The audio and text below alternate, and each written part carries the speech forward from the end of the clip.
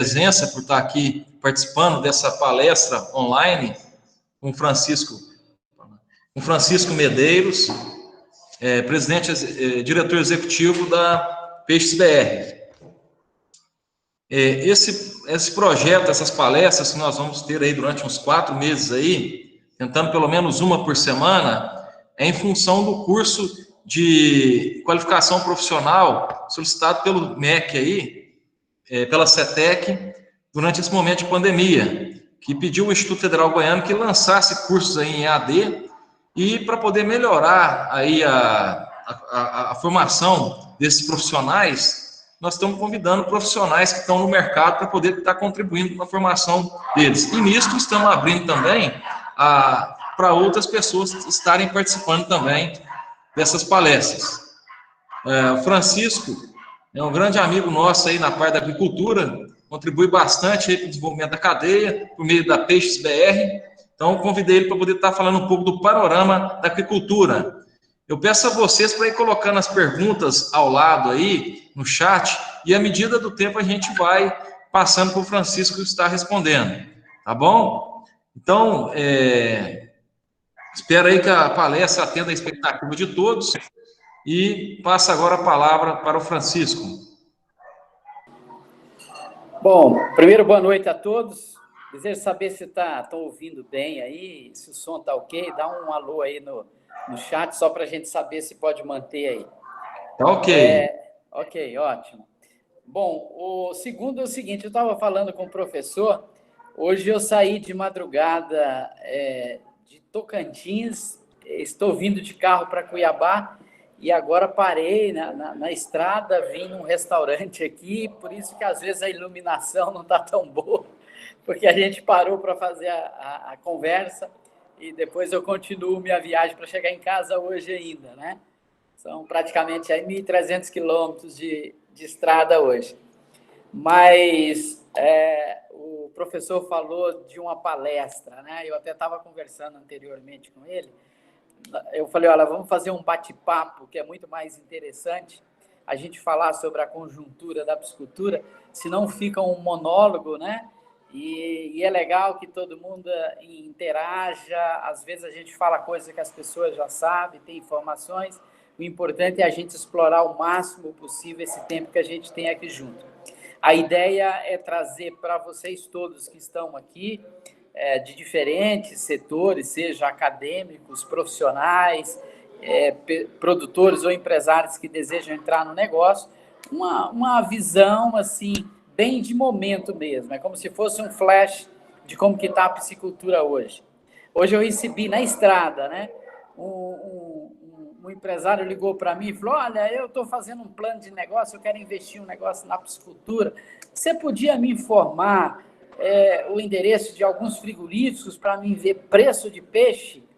Eu falei, mas peraí, o que você está querendo? Você quer uma peça acadêmica ou você quer um business plan para tomada de decisão? Ele falou, não, quero um business plan para tomada de decisão. Eu falei, então tá, então nós vamos fazer diferente. E isso é muito legal porque o mercado da piscicultura, nós temos duas vertentes, tilápia e peixes nativos, com dinâmicas totalmente diferentes e com dinâmicas totalmente diferentes das outras proteínas de origem animal. Ou seja, hoje não dá para a gente, um cara que é super entendedor de boi, se ele vier para o mercado, ele vai ter que aprender tudo. Se ele é de suíno, do mesmo jeito, se ele é de aves, do mesmo jeito. Ou seja, nós não temos uma dinâmica pronta, que já esteja ok, e aí a gente precisa efetivamente criar o nosso rumo. Então, a ideia hoje aqui é compartilhar com vocês um pouco de como que nós estamos, e aí todos juntos mesmo, construindo esse setor aqui no Brasil. Aí, Adriano, você vai conduzindo aí, porque acho que fica mais interessante. Tá ok. Francisco, gostaria que você falasse um pouco aí, quanto que a cadeia movimenta de emprego, dinheiro, quais são as áreas que pode se atuar na agricultura de maneira geral? Bom, esse é um assunto assim, super importante. A gente, quando conversa com gestores públicos, né, normalmente é isso que eles querem. Eu estava em Tocantins e tratando exatamente disso, e fica muito mais fácil quando a gente tem números. O movimento, o ano passado, do setor de piscicultura no Brasil, a gente chama valor básico de produção, que é uma metodologia utilizada para as outras cadeias do agronegócio. O nosso negócio girou 6 bilhões de reais o ano passado. É um dinheiro bom? Muito bom. Isso é muito bom. Mas nós temos setor como a banana que está na nossa frente. Então, assim, nós temos muito o que evoluir. Nós temos que... A nossa primeira meta nessa década de 2030, antes de pular para 2040, que a gente esteja com o valor básico de produção, ou valor primário de produção, com 2 dígitos. Ou seja, nós temos que romper a barreira dos 10 bilhões. Isso é fundamental para a consolidação do setor. Hoje estamos em 6, tá? O que já é muito interessante. É interessante porque é o seguinte, qualquer pessoa que esteja na cadeia ou que deseje entrar na cadeia, ele sabe que tem um bolo de 6 bilhões aí para ele pegar a fatia dele. E esse negócio da piscicultura no Brasil é um negócio que, nesse momento, tem oportunidades para todo mundo. Para todo mundo, literalmente, seja para produtor, indústria, equipamentos. Eu vou contar uma história para vocês aqui que mostra muito bem isso, depois a gente volta na questão dos números. Um dos motivos da minha viagem em Tocantins foi visitar o senhor João. O senhor João é um cara que mexe com peixe há 30 anos, um senhor que falavam para ele que a dificuldade para ele vender o tambaqui era o problema da espinha, e ele resolveu o maior gargalo tecnológico do tambaqui no Brasil, que é o problema de espinha. Ele, na oficina de fundo de quintal, desenvolveu uma máquina que é um show. Hoje, os frigoríficos de peixe nativo que não tem a máquina dele, e olha que ele começou a vender no início do ano, é porque ele não conseguiu entregar. Então, assim, nós estamos muito cru ainda. E a máquina que ele fez é uma máquina, assim, que depois que você vê, você fala, é um ovo de Colombo. Fala, mas por que eu não pensei nisso? Por que todos os centros tecnológicos do Brasil, da América do Sul, nós temos aí Colômbia, Peru, que tem o mesmo problema que a gente, ninguém pensou na máquina do seu João. Ela tecnológica é tão simples que a hora que você olha para ela, eu me sinto um burro, literalmente. E eu acredito, nós temos centenas de pesquisadores no Brasil que trabalham com processamento de pescado, que vão sentir vergonha a hora que vê a máquina e a solução que ele encontrou, e uma solução com resultado 100%. Eu fui lá para ver a máquina, eu já tinha visto, mas assim, a oficina, e comer o peixe, a gente fez vários testes. Então, nós estamos num processo de crescimento, e isso tem oportunidade para todo mundo, é isso que eu estou falando aqui. Todo mundo que está aqui hoje pode pegar parte desses 6 bilhões, seja na indústria de ração de equipamento, de bioinsumos, consultoria na área sanitária, ou seja, esse negócio é muito bom. Voltando aos números, o IBGE, o censo do IBGE nos deu uns dados fantásticos, cara. É o seguinte, nós temos no Brasil 229.999, faltou só um, para 230 mil estabelecimentos que criam peixe no Brasil. Isso o censo mostrou. E não é que alguém falou, não, foi o produtor que falou. Isso é o que nós chamamos de dados primários. O recenseador chegou lá e perguntou, o que você cria? Aí ele falava, eu crio vaca, galinha, eu crio peixe. Então, nós temos 230 mil criadores de peixes no Brasil. Ah, Francisco, mas quantos desses vivem da atividade econômica? 42 mil. Pouco mais de 10%. Mais 300 mil propriedades tem um viveiro. A pessoa fez o investimento, comprou alevino, colocou lá, dá um bereré para ele, para comer, ou às vezes não. Mas essa é a nossa base. Nós temos praticamente 100 mil hectares. Gente, esses 100 mil hectares são dados georreferenciados. Nós temos 100 mil hectares de viveiros para criação peixe, para criar peixe. E eu falo esses dados assim para a gente imaginar um pouquinho, principalmente quem até às vezes está dentro da propriedade, é onde que a gente pode chegar. O Vietnã tem apenas 5.500 hectares. Nós estamos falando que nós temos 100 mil. O Vietnã tem 5.500 e produz o dobro de peixe de cultivo que nós temos. O que significa isso? Significa que nós temos um desafio enorme de transformar viveiros que já estão prontos em viveiros produtivos. Imagine se a gente tivesse 20% da produtividade do Vietnã utilizando 100 mil hectares. Nós derrubaríamos a China o ano que vem, em termos de produção de peixes. Então, esses dados são extremamente importantes para que a gente possa ver o que nós já fizemos, né? E aonde efetivamente nós podemos chegar.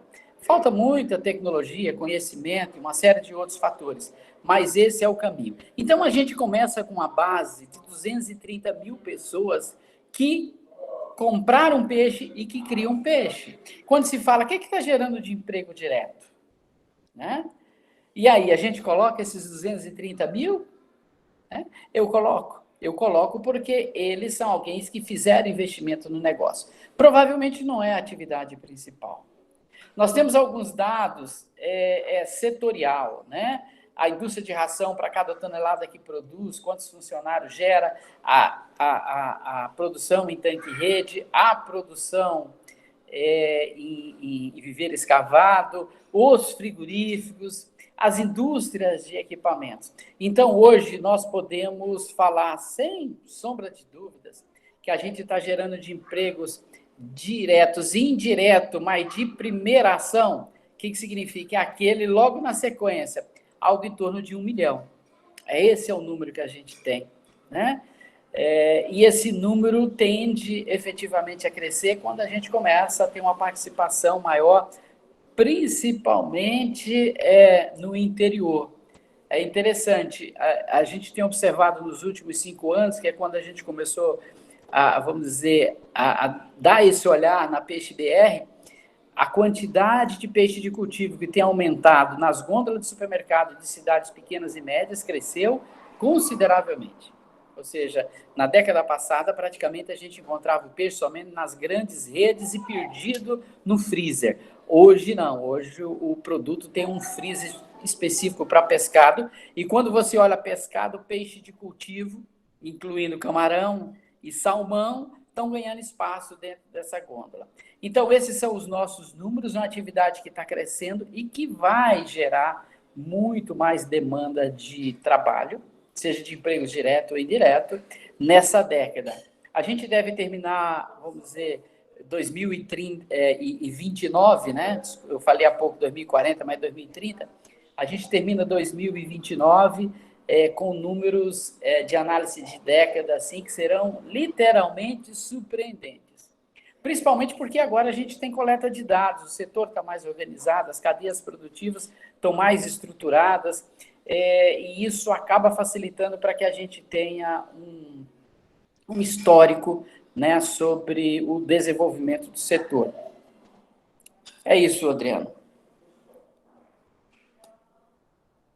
Fala um pouquinho da produção aí, região norte, sul, sul e sudeste.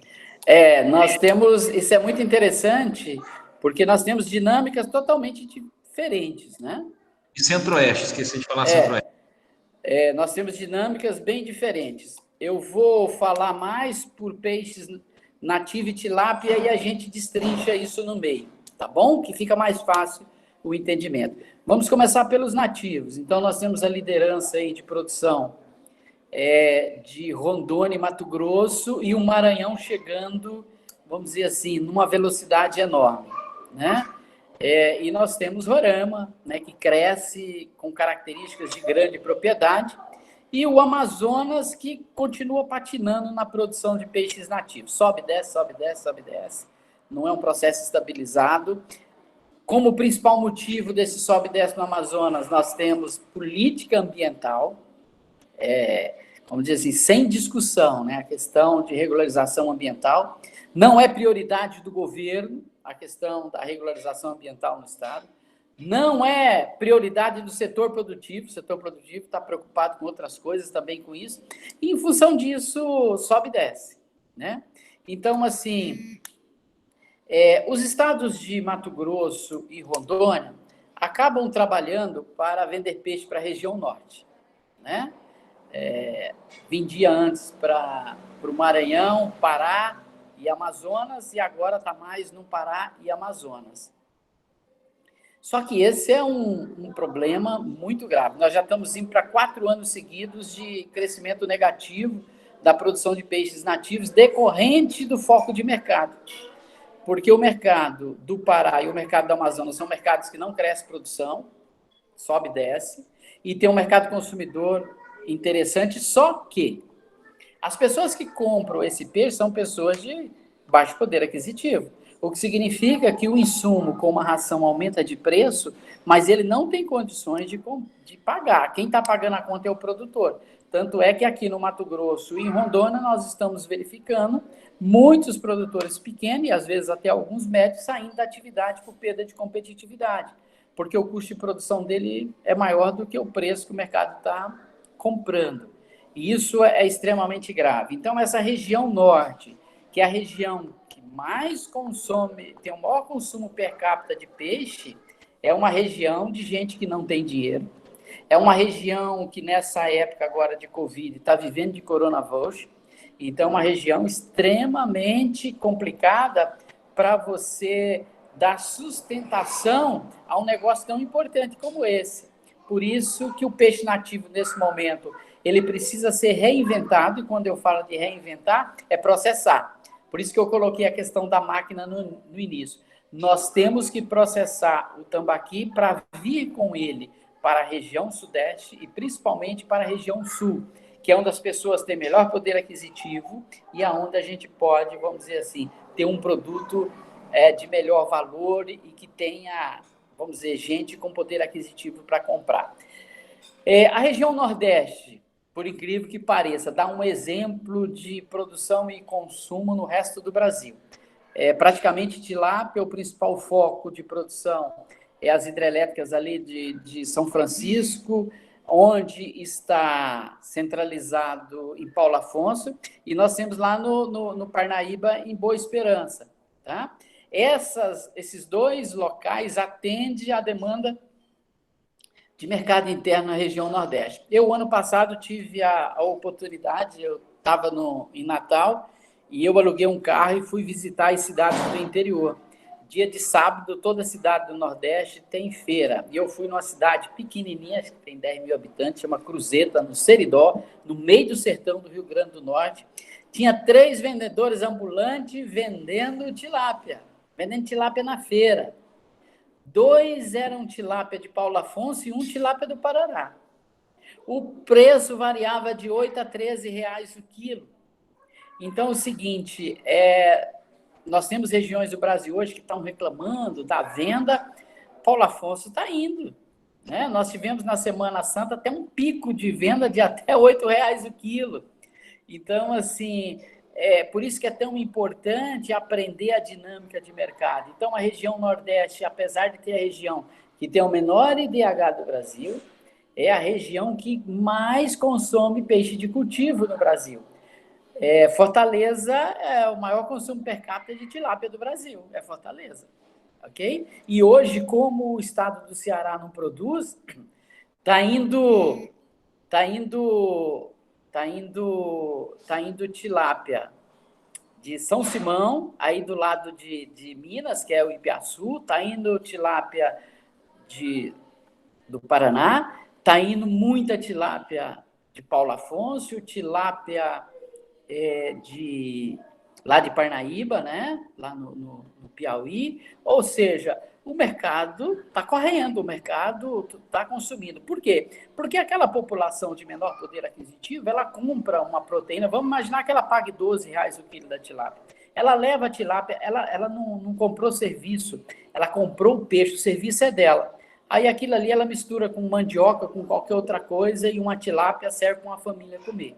Então, isso é até um fator extremamente importante, que nós que somos do setor de peixe de cultivo, temos que começar a explicar para a população que peixe de cultivo é barato, muito barato. Às vezes a pessoa está escolhendo um produto mais caro. Tá? Ah, eu quero filé. Ok, aí é picanha, né? Você vai pagar preço de picanha. Ah, eu quero posta. Nos atacarejos do Brasil, a posta de tilápia compete em preço com os cortes de frango. A tilápia congelada nos atacarejos do Brasil compete em preço com frango congelado. Então, essa é a competitividade do nosso setor e é isso que a gente tem que estar trabalhando. Então, quando você imagina a região Nordeste, é uma região que não cresce mais, porque os insumos para lá são extremamente difíceis, você não tem produção de insumo para ração, né? A produção é bem localizada por questão de recursos hídricos. Quando o Castanhão estava produzindo, Oroz estava produzindo, bombava a produção, mas agora está mais longe. Agora a gente tem um outro local que está fornecendo peixe para o Nordeste. É Tocantins e Maranhão, lá na UHE de Estreito, no Rio Tocantins. Eu já tive lá aproximadamente há 45 dias e a produção está super animada. Vai, como diz assim, vai bombar e vai ser mais um ponto de produção para venda no Nordeste. Então, a região Nordeste é uma região que produz e vende no Nordeste e ainda compra de fora. A região Norte, como eu te falei, tirando Rondônia, que manda para os outros estados, vamos dizer, Pará e Amazonas estão estabilizados em produção. E aí, interessante, gente, a gente sempre bate nisso como política pública. Os problemas de produção no Pará e no Amazonas não são técnicos, são em função de política, de falta de política ambiental. Agora, se o setor não identifica isso como problema e não se mobiliza, político muito menos. Isso é extremamente claro. Por isso que eles são compradores de peixe de outra região. Centro-Oeste. Bom, Centro-Oeste, quem come peixe mesmo, quem regula o mercado no Centro-Oeste chama-se Brasília. Brasília enxuga peixe de Minas, enxuga peixe de Goiás, enxuga peixe de Mato Grosso, enxuga peixe de Rondônia. É inacreditável o que consome de peixe. Porque Brasília tem dois mercados. Você tem um mercado do plano piloto, né, só para identificar, que é o cara que compra filé. E você tem um mercado da cidade satélite, que são as feiras, que compra o peixe inteiro. Muito nordestino, que aí ele volta para aquele hábito que a gente falou de feira há pouco, lá da região Nordeste, e o peixe sai fresco aqui do Mato Grosso, de Rondônia, no gelo, e chega lá e vai para a feira e vende mesmo. O consumo é muito bom. Tem uma questão de apelo de preço, mas esse é um mercado, é ele que regula o mercado do Centro-Oeste, chama-se Brasília. Tá? Região Sudeste. Nós temos Minas Gerais com uma produção bem localizada, Furnas e Três Marias, e agora no Triângulo Mineiro despontando, que as melhores condições em termos de água para mim é no Triângulo Mineiro, mas bastante de venda pulverizada. A maioria dos frigoríficos são frigoríficos de pequeno e médio porte e acabam atendendo, vamos dizer, regional. Inclusive, muitos frigoríficos, nesse momento, estão sofrendo porque estava focado em bares e restaurantes. E o forte do Sudeste chama-se São Paulo. São Paulo é quem come peixe, a demanda tem aumentado, principalmente da tilápia, principalmente filé de tilápia fresco. Vamos dizer assim, é um sugador, né, de tilápia, de filé fresco. É um mercado doido, filé fresco, porque a logística é uma logística, como diz assim, do diabo, né? O peixe sai do frigorífico e amanhã cedo ele tem que estar no restaurante. Então, assim, o problema de atender mercado de São Paulo é um problema mais de logística do que efetivamente um problema de mercado. Né? A logística conta muito para São Paulo. E a região sul?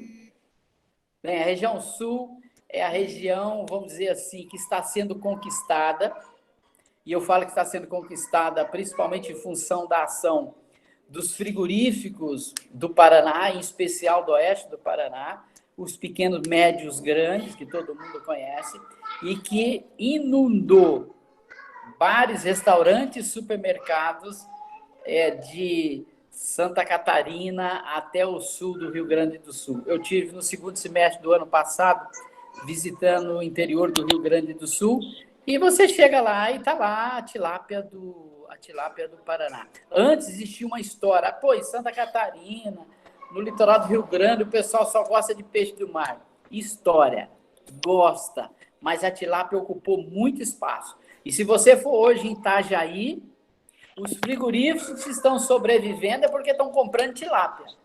Tá? Isso é muito claro. Cada dia mais o frigorífico, que era tradicionalmente só da pesca na tilápia, por vários fatores. Que a oferta é regular e o consumo é muito bom. Né? Então, a gente espera que o que está acontecendo na região, principalmente na região sul, tá? Em termos de consumo, que ele suba para Sudeste e Centro-Oeste. Agora, uma cidade a ser conquistada, chama-se Rio de Janeiro. Tá?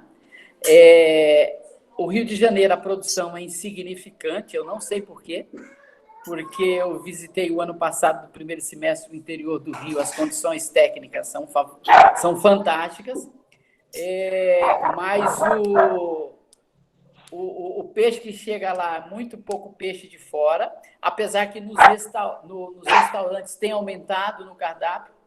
Agora, quem está puxando no Rio de Janeiro a tilápia chama-se hotel. A maioria dos hotéis de padrão médio e padrão superior tem no cardápio ou no buffet tilápia. Isso eu tenho observado todas as vezes que eu tenho ido lá. Então, o Rio de Janeiro tem um consumo de pescado alto, mas ainda, tipo assim, como não tem produção local, nós não temos logística para entrar com fresco no Rio. E a logística dentro do Rio já é uma doideira, já é louco, todo mundo sabe por quê.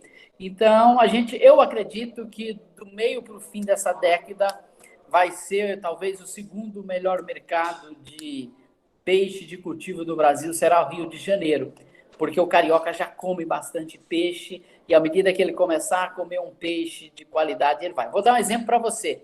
A última vez que eu fui no Rio, o ano passado, eu fiquei no Novo Hotel. E eu já cheguei no hotel, era por volta de 9, 10 horas, falei, não vou sair para comer, vou comer o buffet. Nós tínhamos 3 carnes no buffet. Nós tínhamos filé de tilápia, frango ao molho de barbecue e filé, carne bovina, molho madeira. A travessa de tilápia era 3 vezes maior do que a travessa de frango e de filé bovino. Então, significa que o chefe está colocando... E era um filé grelhado que estava uma delícia... e significa que o chefe está colocando é porque está vendendo. Então, o Rio é a capital a ser conquistada para efetivamente a gente elevar a nossa demanda. O crescimento no interior de Minas e no interior de Goiás, ele é um crescimento fisiológico, ou seja, ele vai acontecer da maneira que está acontecendo.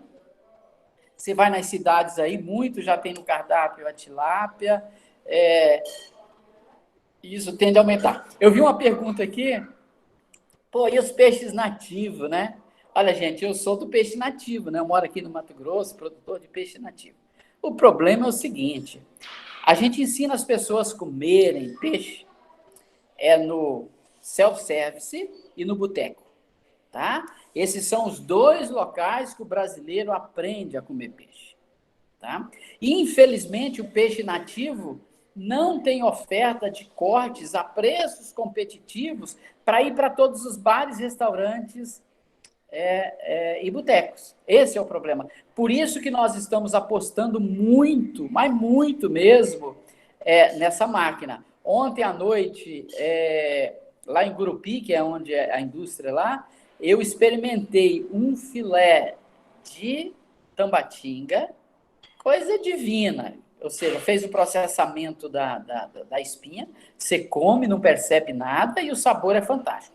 Então, o que falta para os peixes nativos é a oferta de um produto pronto ou semi-pronto para o boteco. Imagine vocês, quem fez a pergunta aí, imagine o cara aí na feira, o dono do boteco da esquina que você vai tomar cerveja, comprar um tambaqui de 2 quilos, levar para o boteco, limpar, tirar filé, fazer costelinha. Você acha que ele vai fazer isso? Nunca na vida.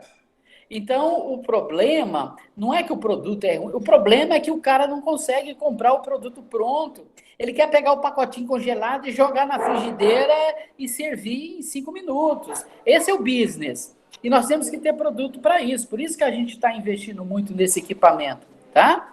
Ah, o pirarucu. Pô, pirarucu é produto para classe A, nem B come. Você entendeu? Caro demais. E tudo bem, que permaneça como produto gourmet. Não tem como você transformar ele num produto. Ele vai estar brigando lá com o salmão. Então, a gente tem como transformar, vamos dizer, aí no Goiás, né, que a maioria aqui que eu vi é goiano, tem como transformar a caranha num produto, mas desde que passe por um processamento. Por enquanto, é só sonho, a não ser que você leve o peixe inteiro para casa.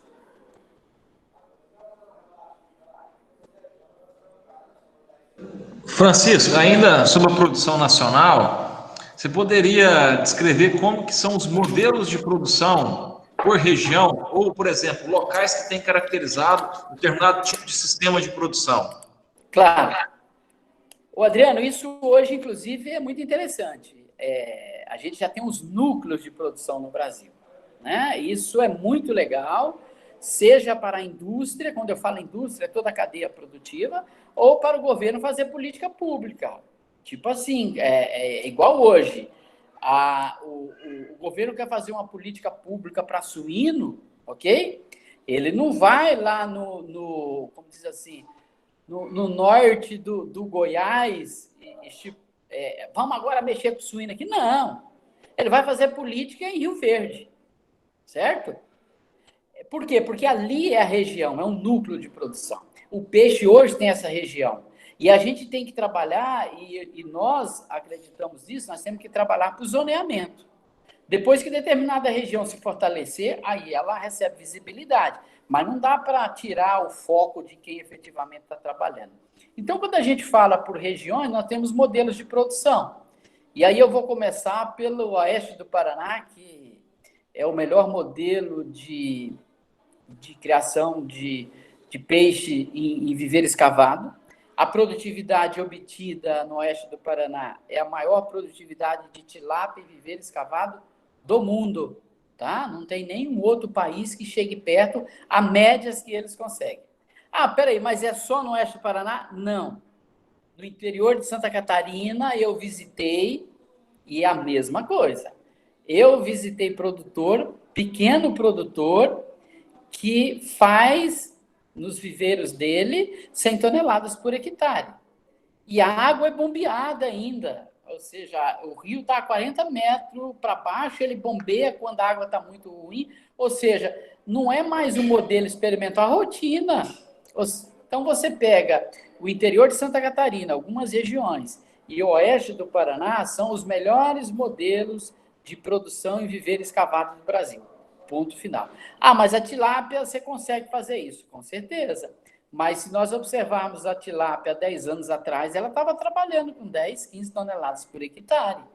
Ou seja, você sair de 10, 15 toneladas por hectare para uma média de 50 toneladas por hectare, e em muitas propriedades a produtividade não é maior, porque quando está integrada uma cooperativa, a cooperativa estabelece limite. Fala, o limite máximo é esse. Para não correr risco, porque tem gente lá com 150 toneladas por hectare. Né? Então, o risco aumenta? É claro que aumenta, mas a pessoa produz. Se a gente compara essa produtividade com os peixes nativos, aí vamos para Mato Grosso, Rondônia e Roraima, que é quem comanda o peixe nativo no Brasil, principalmente as grandes empresas. Nós estamos falando de produtividade de 7 a 10 toneladas. 10, o cara é excepcional. No Amazonas, em alguma região de Ariquemes, hoje, você já tem produtores aí com aeração, com um sistema bem controladinho, fazendo 18 a 20 toneladas por hectare. Mas são poucos, excelentes produtores, mas são poucos, não são médias. Então, assim, a produtividade da região de Mato Grosso, que está no centro-oeste, e da região norte de peixes nativos, e no nordeste, que no caso do Maranhão, a produtividade baixa, muito baixa. Nós temos ainda que crescer muito nessa questão, e aí vai o aprendizado com relação ao manejo de água, a melhoria do material genético, aspectos relacionados à nutrição, ou seja, Tem uma série de trabalhos a serem feitos que a tilápia fez. Nós temos, com relação a tanque-rede, o melhor player, sem sombra de dúvida, é Aparecida do Taboado Santa Fé, né?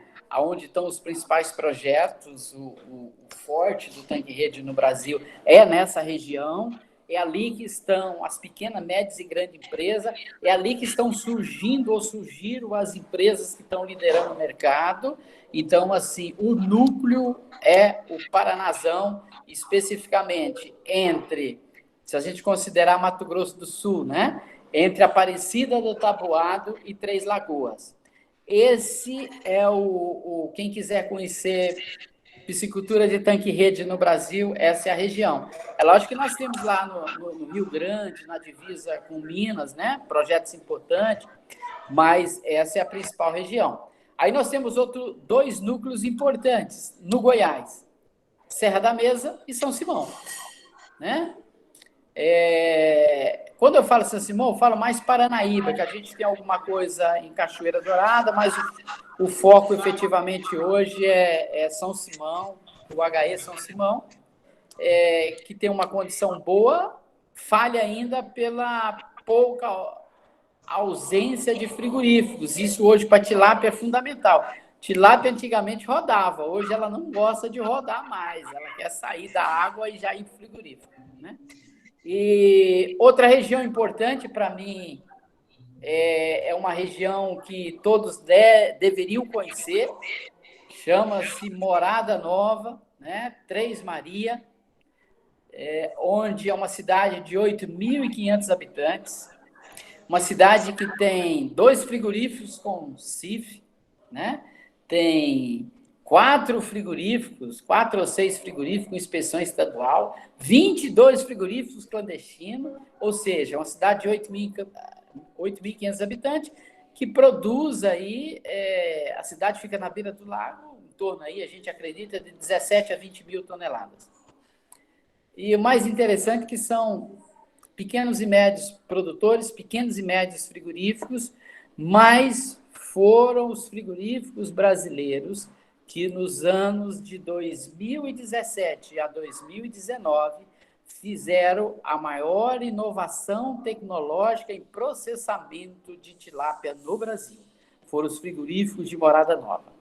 Eu estou falando isso aqui, esse é o segundo exemplo que eu dou aqui hoje de iniciativas de empresários do setor para resolver questões do setor que são fundamentais para o sucesso e que ninguém se preocupava com isso. Ninguém, que eu falo assim, quem tem recursos, né, para pesquisa, quem faz pesquisa, os institutos, quem quer que seja.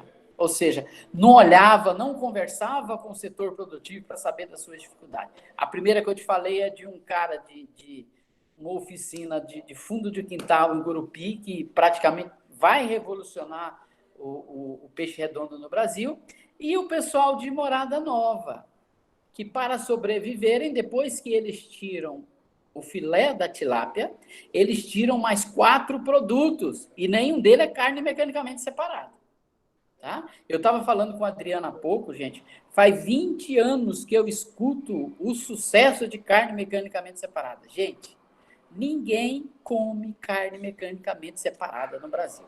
Não come. Só se for preso, nem preso come. Ele faz rebelião e não come. Então, a gente tem que começar a ouvir o consumidor. Você entendeu? Nós temos 1000 teses de doutorado, de mestrado no Brasil sobre carne mecanicamente separada, mas ninguém quer comer isso. Nós temos frigoríficos associados da Peixe BR, que no dia que estava com 120 toneladas de carne mecanicamente separada na câmara fria e não conseguia vender, pararam de produzir ou produz pouco. Então, a gente tem que estar vendo o consumidor, entendendo o consumidor. E essas pessoas de Morada Nova, que é tanque-rede de pequeno volume, conseguiram literalmente fazer a maior inovação tecnológica na área de processamento de pescado. Eu conheço os principais centros de pesquisa de pescado no Brasil e nenhum deles contribuiu, assim, contribuição direta, como esses produtores fizeram lá em Morada Nova, tá? Então, a gente tem que estar bastante focado. Aí, um outro núcleo super importante é o núcleo de Paulo Afonso. Quando eu falo Paulo Afonso, são 4 hidrelétricas que estão ali, que lá é produzir tilápia para vender inteira para o Nordeste. É uma doideira, todo mundo tem que visitar. A condição de água de São Francisco nem sempre é boa. Eles têm um tal de baronesa lá, que para quem não sabe o nome, isso é água-pé. Tem um dia que chega uma onda de água-pé e acaba com a sua piscicultura. É uma doideira. Mas também tem 500 cidades no Vale do São Francisco jogando esgoto in natura. Então, assim, mesmo num ambiente desse, é um centro importante que produz mais de 30 mil toneladas de peixe por ano. Tá? Então, voltando para Minas Gerais, a gente está tendo um núcleo importante se criando agora no Triângulo Mineiro, que aí inclui o pessoal que junta aí com São Simão, mas nós temos ali o Rio das Velhas com uma condição excepcional. E mais para o sul, nós temos o caso, um exemplo, o Rio Grande do Sul, por incrível que pareça, somente o ano passado, que tinha uma briga de 15 anos na justiça proibindo a criação de tilápia. Agora que o setor está se movimentando para retomar, porque tem condições excepcionais de produção. Ah, mas lá é frio, dá para fazer uma safra. Ótimo, faz uma safra, mas faz muito bem uma safra, porque o verão é bom, você entendeu? Tem água, dá para fazer uma série de coisas, tem hidrelétricas, dá para trabalhar. Então, o que nós estamos observando hoje, agora vamos voltar para os top. A gente está observando o sistema de viveiro escavado de tilápia do Paraná sendo replicado em outras regiões e vai replicar. E nós estamos observando agora os tanques redes aumentando de tamanho. Há poucos anos atrás, a gente tinha 2 empresas com um tanque de grande volume. Hoje, a gente tem uma meia dúzia de empresas. E os grandes projetos todos já estão vindo com tanques redes de grande volume. Eu acredito que o crescimento significativo na produção de peixe de cultivo nessa década, será em tanque rede. E grande parte deles de grandes projetos em tanques redes de grande volume. Médio e grande volume. Hoje, todo mundo já sabe, quem começa uma piscicultura já começa comprando tanque de 6x6. Há 7 anos atrás, isso era novidade na maioria das pisciculturas. Então, esse é o nosso modelo, é um modelo que, tirando o modelo de viveiro escavado, que é um modelo que agora a evolução vai ser pouca, no caso da tilápia, mas vai continuar evoluindo, o tanque-rede é o que mais tende a evoluir e disseminar mais a questão de volumes maiores. E nós temos aí o Tocantins e o Mato Grosso que estão entrando agora no negócio da tilápia em tanque-rede. E como são 2 estados que praticamente fecharam o ano 2019 com a regulamentação da legislação, aguardem para os próximos 5 anos surpresas nesses 2 estados. Eu acredito muito que devem mudar um pouco a balança da produção, principalmente de tilápia no Brasil.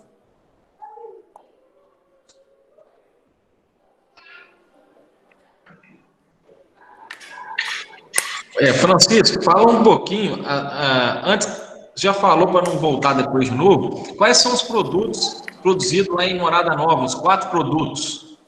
Ah, interessante. E outra coisa, eu trouxe uma caixa de isopor cheia deles, tá? E é uma delícia. Depois, Adriano, eu posso compartilhar as fotos e você manda para o pessoal, tá? Porque são produtos embalados e que vendem no mercado local. O primeiro produto chama-se peito, né? Ele pega as nadadeiras ali ventrais, próximo à cabeça, ele tira 2 pedaços. Gente, você não acredita. Parece um frango a passarinho, é enorme aqui. Tá? O outro produto é a tirinha. A tirinha, depois que você tira o filé, fica ali entre o filé e a barriga. Ele tira o excesso de gordura e faz uma tirinha. O terceiro produto é inacreditável. Qualquer um de vocês que olhar para a tilápia não vai ver ele. Eles cortam a cabeça na parte superior, o osso, e tira 2 pedaços de filé que fica lá dentro. Uma pessoa tira de dentro da cabeça da tilápia 60 quilos de filé por dia. Esse filé tem uma consistência fantástica. Ele é baixo de gordura, rico em carne, bastante consistente. Agora, a grande inovação, para mim, você entendeu? Porque já existia no mercado internacional, mas eles não sabiam, é um produto que chama-se contrafilé. É isso mesmo. Eu também posso passar o vídeo para vocês, que eu fiz um vídeo lá. Tá no meu YouTube. Depois que você tira o filé por fora, você entra com a faca por dentro e tem um outro filé entre a barriga e os ossos da costela. Eu nem sabia que existia isso. E eu vou falar sinceridade para você, o contrafilé é mais saboroso do que o filé da tilápia. O contrafilé é 3% do peso vivo da tilápia que ia embora, ia virar farinha, ia ser enterrado, um adubo orgânico, olha só, fazer adubo orgânico de contrafilé. Então, assim, são 4 produtos, os 4 saborosíssimos, excelente para petisco, o melhor deles é o contrafilé, sem sombra de dúvida, e que hoje nós já temos, aí como são as coisas, né? Nós já temos grandes empresas já fazendo esses cortes, dando outros nomes, mas já estão fazendo esse corte. Aí uma tilápia que tem rendimento de, vamos dizer, 30%, 32%, vai para 42, 45%, aí o céu é o limite. Coloca a pele, vai quase para 50%. Tá? Então, isso é muito interessante e eu sempre estimulo para todo mundo que está no setor fazer o seguinte exercício. Olha para o peixe e fala para ele o que eu posso fazer para ganhar mais dinheiro com você. E é isso que alguns empresários e algumas regiões estão fazendo. Alguns reclamam, outros fazem. E isso é para copiar. Mesmo depois que eu fui em Morada Nova, vamos dizer, um grande número de frigoríficos associados da Peixe BR falou, Francisco, foram lá ver os grandes, ver o que os caras faziam. E isso que é legal, é a compartilhação dessa informação, porque o setor cresce para todo mundo. Tá? Então, isso é muito legal. Francisco, e em relação a esse contrafilé, ele não é muito gorduroso quando consumido, só ele, enjoativo, uma coisa nesse sentido? Não. O mais enjoativo é a tirinha e o peito, tá? Que é a nadadeira. Mas o contrafilé não é. Principalmente porque a recomendação é você fazer ele frito, tá? Então ele perde gordura, fica muito sequinho porque ele é fino. A tirinha e o peito, eu fiz, e para mim a melhor maneira de fazer, eu trouxe umas 3 carteirinhas de cada, é fazer na fritadeira elétrica, na air fry. Porque aí você coloca mais tempo do que o normal. Normalmente eu faço peixe na air fry com 15, aí eu coloco para 20, 25 minutos. Aí ele seca a gordura, fica saborosíssimo, tá? Então, a questão de você administrar esse excesso e retirar ele no processamento. Sobre importação e exportação, o que você poderia falar para a gente aí, mercado nacional, quanto está exportando, quais são os principais produtos e quanto que está importando, quem são os principais produtos? Bom, vamos falar de importação, que eu quero falar pouquinho, que seja pouco. Bom, nós temos aí os peixes de valor, que é principalmente salmão e bacalhau, tá? E aí nós temos merluza, né? Esses filés, que a gente chama de filés barato. E um produto, né, que é o mais pesado da importação, mas que vem para a indústria, né, que é a sardinha. A gente importa milhões e milhões. O Maurício, se tiver ainda, aí sabe, de sardinha para as indústrias enlatar aqui. Isso quebra realmente a balança. Agora, com relação à exportação, nós temos uma exportação de peixes nativos, principalmente Tambatinga, né? E Pirapitinga de Rondônia para o Peru. Nós temos 2 empresas habilitadas, uma trabalhando mais efetivamente. É importante isso, mas tipo assim, um início de uma importação, não impacta ainda no negócio, mas estamos exportando, tá?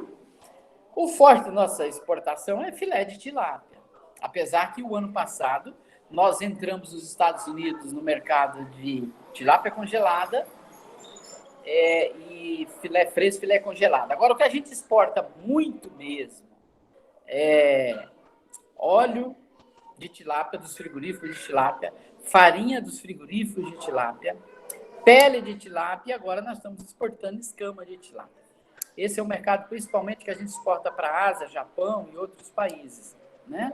O mercado de exportação de tilápia inteira, filé congelado e filé fresco, é Estados Unidos. Principalmente o filé fresco, é o nosso carro-chefe. Para vocês terem uma ideia, vocês, inclusive, podem acompanhar. Nós fizemos um convênio com a Embrapa, Pesca e Aquicultura, e a cada 3 meses nós vamos fazer uma análise das exportações de peixe de cultivo. Já saiu o primeiro boletim, né? Logo agora, o mês que vem, já sai o segundo. Mas nós vamos fazendo as avaliações.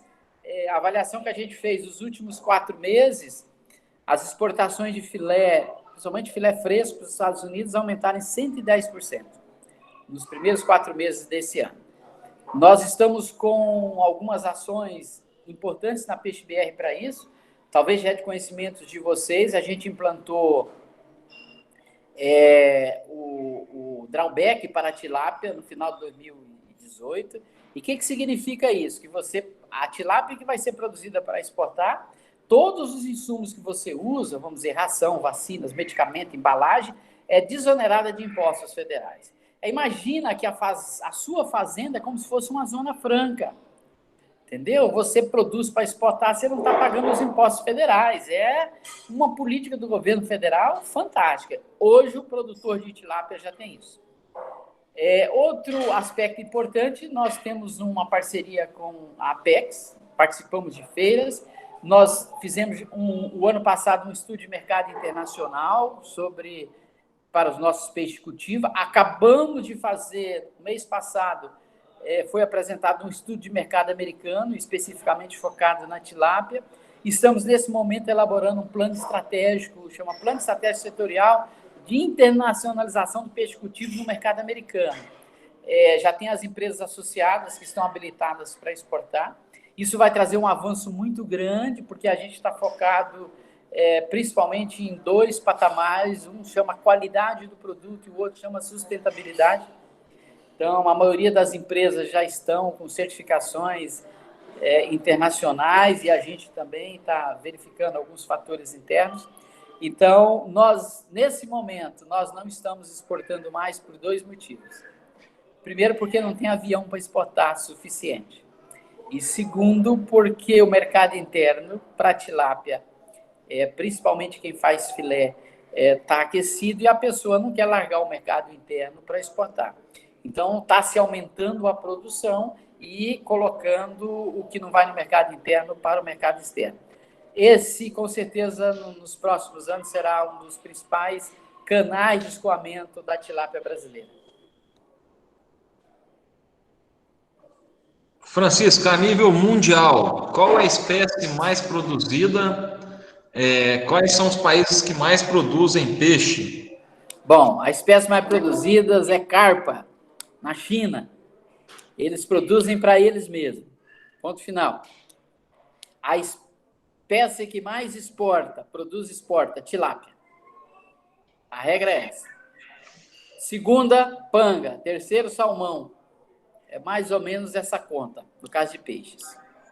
Sobre peixes ornamentais, o que o senhor poderia falar para nós aí? Porque está dentro da agricultura também, é um mercado também. Está dentro da agricultura, Adriano, mas assim, nós temos uma associação brasileira, a ABLA, tá? Que ela é focada em peixes ornamentais. Então, a Peixe BR acaba, tipo assim, a gente não tratando diretamente disso. Nós temos algumas agendas em conjunto, com o pessoal da associação, mas é focado, a gente não tem política específica focado no ornamental, então eu não poderia contribuir aqui com você.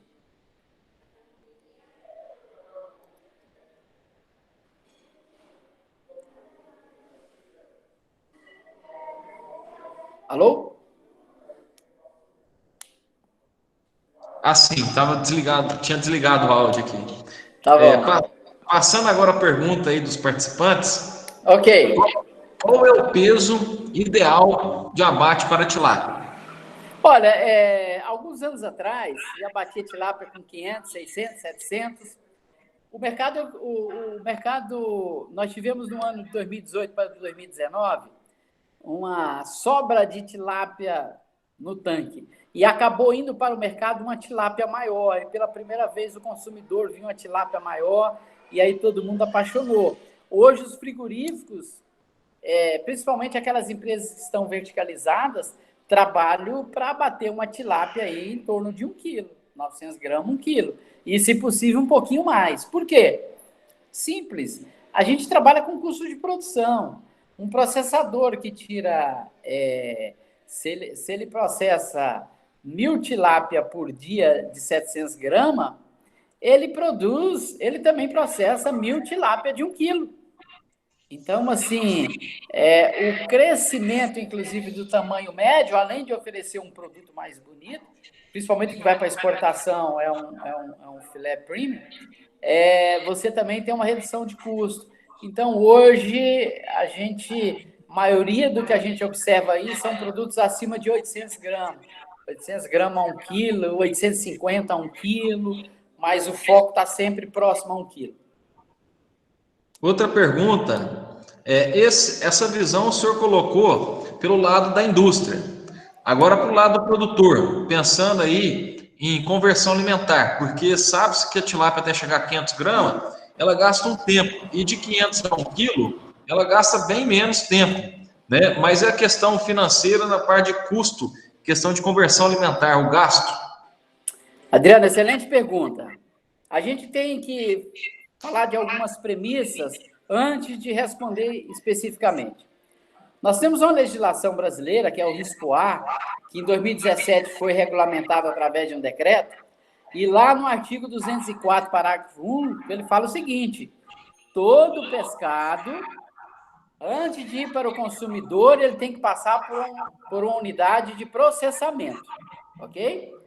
Quando a gente observa o peixe sendo vendido diretamente do produtor para o consumidor, isso perante a lei, perante a vigilância sanitária, isso é irregularidade. É punível pela lei, pela força de lei, ou seja, o fiscal pode fazer apreensão, emitir multa, porque você está colocando em risco a saúde da população. Nós estamos observando aqui, nesse momento, no Brasil, a questão de prisões de pessoas que estão desobedecendo lockdown, qualquer outra coisa. Eles são presos porque estão colocando em risco a saúde das pessoas. As pessoas que vendem um peixe sem passar por inspeção é o mesmo crime, tá? Ele está colocando em risco a vida das pessoas. Por que eu coloco isso? Porque só quem pode vender peixe no Brasil é a indústria. É a lei desde 1957. Tá? Então, por isso que a gente fala tanto da indústria. Quem não tem indústria, ainda está vendendo clandestino, não tem vida longa, vai ter que se organizar nesse sentido. Agora, o produtor e a indústria têm que entrar num acordo. Tá? Agora, outro detalhe interessante. Quem que paga a conta? Quem que está conversando com o consumidor? Quem conversa com o consumidor é a indústria, não é o produtor. Então, a indústria está percebendo que o consumidor quer aquele produto. Aí ele volta para o produtor e fala, eu quero esse produto. Então, a gente, eu concordo 100% com você com relação a essa questão da conversão, mas tem que combinar com os russos, que é o consumidor. Né? Ele está querendo peixe maior, tá? Ele está querendo um filé maior, ele está querendo uma aposta maior. Então, aí eu tenho que trabalhar para isso. E quem tem que fazer o ajuste acaba sendo o produtor. No Brasil e no mundo, a atividade primária, infelizmente, é a atividade que mais sofre, que tem menos poder de decisão. Porque as outras cadeias de processamento que estão na frente, às vezes a pessoa vê lá, pô, fiquei com esse peixe aí 8 meses para ganhar 80 centavos, a indústria aqui, o mercado aqui está ganhando R$ 5, cara, filho da mãe, né? Mas é assim mesmo, entendeu? Infelizmente é assim, o produtor de milho está vendendo a R$ 45 o saco de milho, aí ele vai lá na agropecuária, o saco está a 70, ele fala, vocês estão loucos, cara, eu vendia 45, né? Então, essa é a dinâmica efetiva do mercado. Aí, o que acontece no Brasil? O Egito vai produzir esse ano algo em torno de 1 milhão de toneladas de tilápia. Ou seja, o Egito de tilápia produz mais que o Brasil com tudo. E uma tilápia pequena, 350, 500 gramas. Por quê? Desculpa, porque eles fizeram um mercado para tilápia pequena. Então, existe a possibilidade, o mercado igual ao mercado indiano, o mercado africano, alguns locais desses mercados também são para tilápia pequena. O mercado nos Estados Unidos, que a gente chama de mercado étnico, né? Também compra tilápia pequena. Nós estamos observando algumas empresas no Brasil exportando tilápia inteira para os Estados Unidos, competindo com a chinesa, mas tilápia pequena. O que acontece é que no Brasil, o consumidor não aprendeu a comer uma tilápia pequena. Ponto final. Se a gente quiser mudar essa regra, eu vou ter que ensinar o consumidor.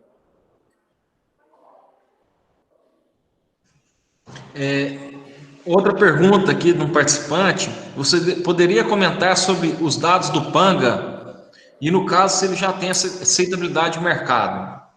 Olha, eu sou amigo do Martinho, converso com o Martinho, com o Gaetano, como diz, com o Emerson, que também mexe com o Panga, com o time do Panga inteiro, né? E já faz algum tempo, desde que eles começaram. Tem o Thales no Nordeste, o Denis no Maranhão. E o ano passado, eu via muito nos grupos de WhatsApp a venda do Panga nos supermercados no Maranhão. E o ano passado, uma associada da Peixe BR, né, que tem uma indústria de ração em Bacabal, me convidou para conhecer, e eu fui e rodamos. Então, alguns detalhes importantes.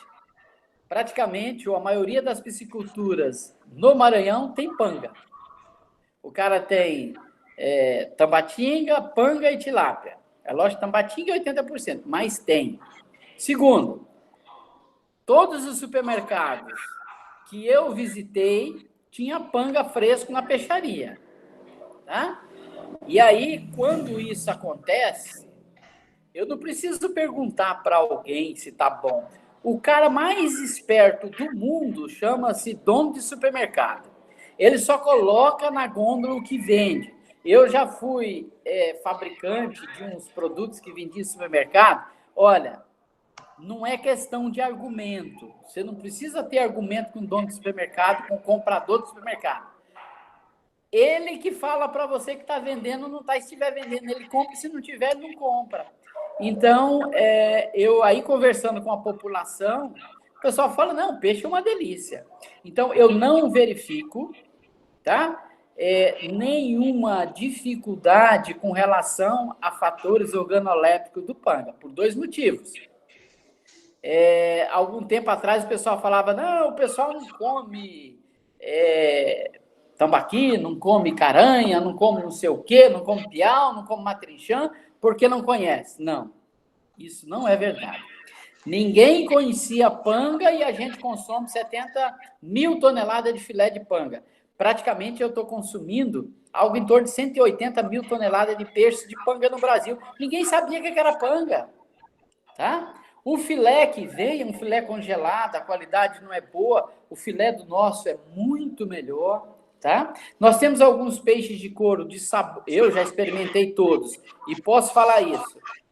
Você pega uma piramutaba, um mapará e um panga, olha, a diferença de sabor é muito pouca. E a piramutaba talvez é um dos peixes de couro da pesca que mais, de água doce, que mais se pesca no Brasil e se vende no Brasil. É uma quantidade, assim, assustadora o que se vende de piramutaba. O que se consome de mapará no Pará e no Amazonas é outra coisa absurda. E pra você ter uma ideia, no Maranhão, me falaram, eu não vi, para começar o panga, eles cortavam a cabeça e vendia como mapará e as pessoas consumiam. Hoje está lá, junto, e a pessoa não tem mais nenhum mapará, ele está comendo o panga direto, mesmo porque os estoques de mapará reduziram. Então, não vejo problema nenhum com relação a nenhum tipo de rejeição. É mais uma questão de aumento de oferta e preço, gente. O que faz o povo comer peixe é preço. Ponto final.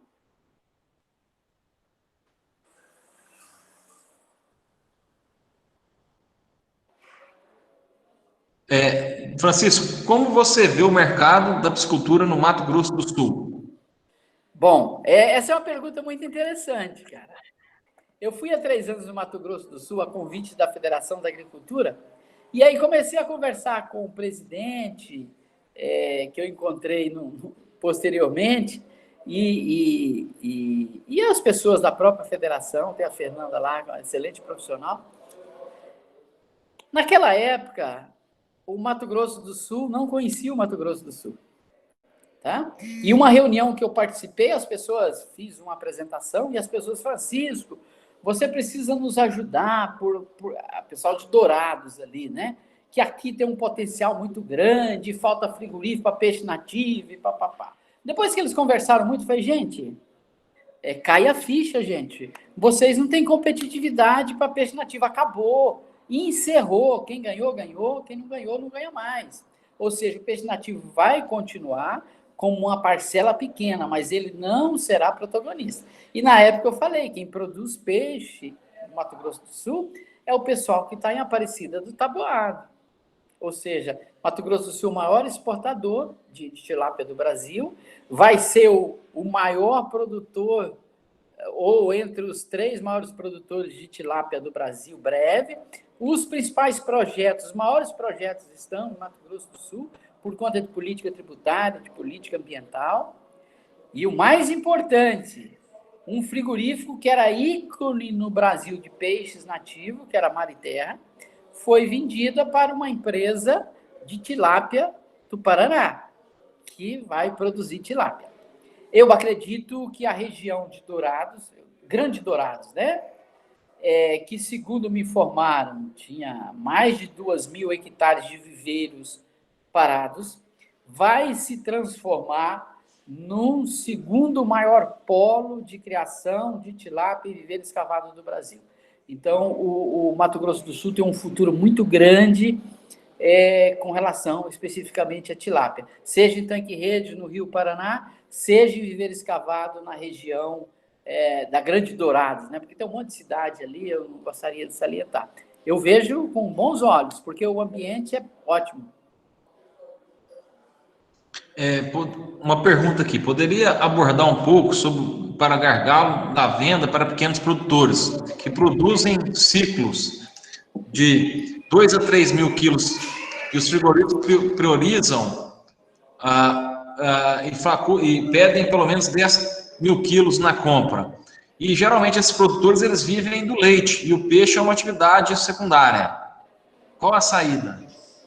Vou falar a saída agora. Essa está na ponta da língua. Eu até falei em outras reuniões que nós tivemos. Um associado da PeixeBR, de uma multinacional que é associada da PeixeBR, fez um estudo, juntamente com a Fundação Getúlio Vargas, identificando os modelos de negócios da tilápia no Brasil, mas que se aplica para peixes nativos. Eles identificaram 3 modelos de negócio. Nós temos as empresas integradas, que aí, como exemplo, vamos dar exemplo de 2, que é a Copacol e Cevalhos, as integradoras. Nós temos as empresas verticalizadas, são aquelas que produzem e processam, e algumas têm até fábrica de ração, e nós temos o independente. Tá? O independente. Esse estudo da Fundação Getúlio Vargas, e aí foi o setor de economia da Fundação Getúlio Vargas, ou seja, é onde no Brasil hoje a gente tem as melhores cabeças pensantes. Eles estressaram todos os modelos e todas as fórmulas matemáticas e econômicas e chegaram a uma conclusão: o produtor independente, seja ele pequeno, médio ou grande, vai a cada dia perder competitividade. As perspectivas deles a curto já, médio e longo prazo, não serão boas. E não é mais problema de ser pequeno, não, tá? Pode ser enorme. Se ele está sozinho, produz e vai vender no mercado spot, ele vai ter problema para o setor. E aí eu volto na questão do pequeno. No caso especificamente da tilápia, dentre as 3 maiores empresas de tilápia no Brasil, vejam isso, as 3 maiores empresas de tilápia no Brasil, 2 são de pequenos produtores, com tamanho médio de 3 hectares, que é a Copacol e a Cevale. Então, o problema do pequeno não é ele ser pequeno. O problema do pequeno é ele estar sozinho, tá? Ele tem que se agrupar. Isso é fato. Hoje, isso é matemático, é como 2 mais 2. Então, esse produtor, ele sozinho lá, infelizmente, vai ficar cada dia pior para ele. Agora, se ele se agrupar, ele vai se tornar um gigante que vai incomodar todo mundo, como incomoda os pequenos produtores do oeste do Paraná, que estão integrados em cooperativas. Tá? Então, eu falo isso porque nós temos que mudar, principalmente, o conceito de política agrícola no Brasil. No caso da piscicultura, a política agrícola não deve ser, do nosso ponto de vista, depois desse estudo, para ajudar o pequeno a como criar peixe. Não. A política agrícola tem que ser no seguinte, de agrupar o pequeno produtor para ele se transformar numa grande empresa. Fazer capacitação e treinamento para pequeno produtor, sem se preocupar no agrupamento, é conduzi-lo à morte. Então, é importante, esse trabalho foi feito exatamente para trazer luz a essa discussão. E lembrando mais uma vez, para fechar o exemplo, peixe, nesse momento, nós estamos em 2020, peixe de cultivo está totalmente desassociado de bovinocultura de corte de leite. Quem introduziu peixe no Brasil, o modelo de negócio foi o boi e o leite. O pessoal fazia um viveirozinho, produzia peixe e vendia. Agora não. Agora nós temos que copiar frango, nós temos que copiar suíno. O modelo já virou. O ano passado, o André Camargo, da Escama Forte, fez um artigo, né? Falando exatamente do ponto de inflexão. Então, 2019 para 2020 foi quando, literalmente, hoje a gente tem a certeza de que esse modelo de criar peixe, igual a gente cria bovinocultura, um gadinho para vender o bezerro, ou produz leite e vende no mercado spot, no laticínio, infelizmente, para o peixe, isso já não é mais negócio. Francisco, sobre os impostos federais para exportação, uma pergunta que pediram para comentar um pouco sobre os impostos. Bom, primeiro é o seguinte, o principal imposto federal é PIS/COFINS na ração, ok? Isso não tem. Muitos insumos que você compra, ele tem imposto de renda, ele tem IPI, ele tem PIS/COFINS, ou seja, qualquer imposto que incidir sobre o insumo é desonerado. Ou seja, a indústria que está te vendendo não vai recolher, portanto, ela tem que dar o desconto. E aí você compra o produto mais barato. Então, hoje, se você produz tilápia para exportar, você já compra a ração sem PIS/COFINS. Pediram para comentar um pouco do mercado da pele da tilápia. O mercado da pele da tilápia, nós tínhamos um mercado excelente, que era o mercado francês. O produto ia para cosméticos. Com a proibição das exportações de pescado brasileiro, proibiu a pele também. Aí hoje a gente vende no mercado asiático e paga menos. Mas essa pele é para a indústria de cosméticos, tá? É isso que compra. Compra muito. Containers fechado, congelado, mas para a indústria de cosméticos.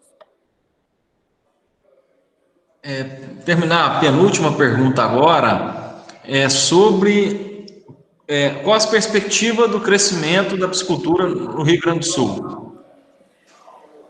Como eu falei no início, eu visitei no início do primeiro semestre do ano passado o Rio Grande do Sul, ou foi no início do segundo semestre. Eu, particularmente, acho que é o estado que mais tem condições para produzir peixe nesse Brasil. Por quê?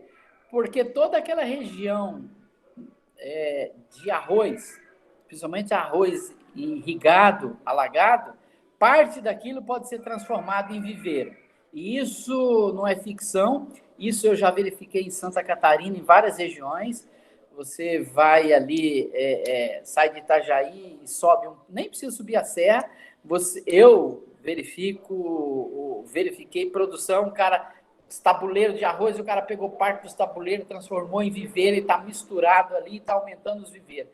Então, ele já tem topografia, já tem recursos hídricos e dá para fazer uma safra, uma super safra de tilápia.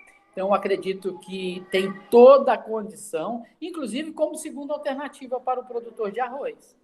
Tem que mudar? Claro que tem que mudar, aumentar a altura do viveiro, fazer uma série de coisas lá, mas é possível. Além disso, nós temos as questões dos lagos das hidrelétricas que podem ser aproveitadas. Então, para mim, as perspectivas da tilapicultura no Rio Grande do Sul são enormes, muito grande. Lembrando, né, gente, que é um dos estados que tem o maior número de propriedades rurais que criam peixe no Brasil, é Rio Grande do Sul. Tá? Então, é a turma que está mais acostumada, só ainda não faz comercialmente.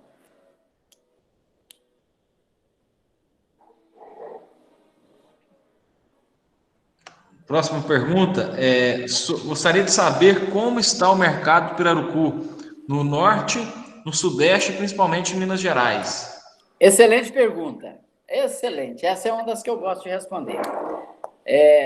Primeira coisa, pirarucu de cultivo é um peixe para mercado gourmet. Ou seja, para o restaurante Fazano, de São Paulo, para o chefe Atala. Você vai em São Paulo nos restaurantes, são os médios e os grandes restaurantes que têm pirarucu por conta do preço. Fato. O custo de produção é alto. Agora nós temos um problema para a piscicultura do pirarucu no Brasil. Até ontem eu estava discutindo isso no grupo do Amazonas. O peixe do manejo, ele inviabiliza o pirarucu de cultivo. Tá? Vou dar um exemplo. Eu já tive, não foi o ano passado, foi 2018, eu tive em Manaus, um grande frigorífico, estava comprando pirarucu do manejo, pagava R$ 2,50 para o produtor, chegava para ele a 4. Agora melhorou, foi a 5. Aí esse peixe mata, o custo de produção é 10, 11. Você entendeu? E é o que aconteceu em Rondônia. Rondônia foi o maior produtor. Segundo dados, produziu 8 mil toneladas. Hoje, não produz 800 toneladas de pirarucu.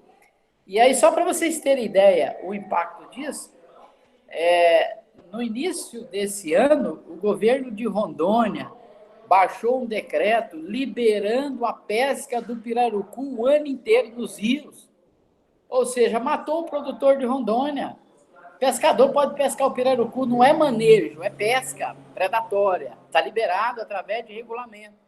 Então é o seguinte, o manejo e a pesca, como em Rondônia, matou o pirarucu de cultivo no Brasil. E o governo está estimulando. O próprio MAPA acabou de fazer uma política para estimular. ou seja, essa questão de manejo, até por conta das populações ribeirinhas, ela não vai reduzir. E quanto mais ela cresce, e reduz a oportunidade. Outro fator importante, um pirarucu de 80 quilos de manejo e um pirarucu de 10 quilos de cultivo, gente, é só nas fotografias que eles são iguais. Experimenta os dois peixes. É totalmente diferente. Então, você oferece, às vezes, um peixe de cultivo para uma pessoa, ele acha ótimo. Aí ele vai comer o do manejo e é outro sabor, totalmente diferente. Então, esse conflito tem atrapalhado muito o negócio do pirarucu e eu não vejo a médio prazo uma solução.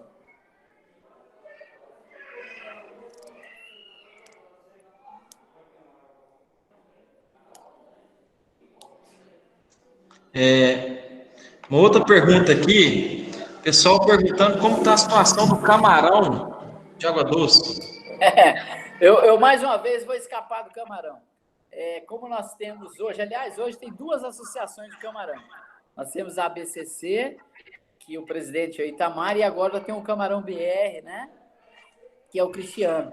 Então, tipo assim, na Peixe BR a gente acaba não tratando da política do camarão, mesmo porque a BCC é a principal, a mais antiga atividade da aquicultura no Brasil, a que primeiro começou. Não tem hoje, em função da queda do volume, uma representatividade econômica, mas é a que primeiro se organizou no Brasil, foi a BCC. Então, eu acho que vale uma live com o Itamar.